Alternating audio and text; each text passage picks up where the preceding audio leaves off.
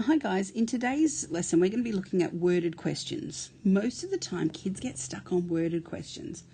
So our question is going to be, a farmer has some sheep and some ducks in a paddock. Jane, sitting on a fence, decides to count the number of legs and find out that there are 54 legs. Write this as an equation. At the moment we don't know how many ducks and how many sheep are in the paddock.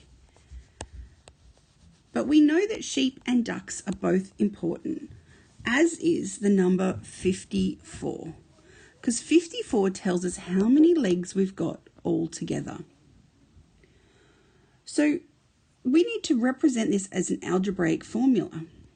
So how many legs does a sheep have? Well, they've got 4 legs.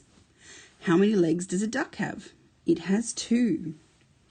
So if we want to write this as an algebraic formula, we could say that 4s for sheep plus 2d for duck equals 54.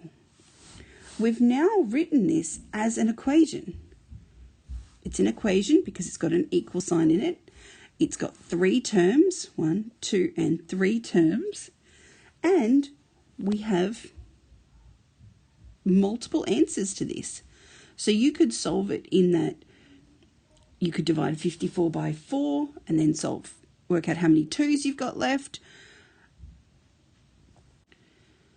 You could use your base 10 numbers and just go, if I've got 10 sheep, I've got 40 legs, I've got 14 left over,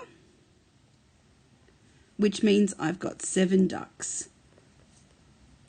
And they meet the criteria. So there are multiple answers to this sum.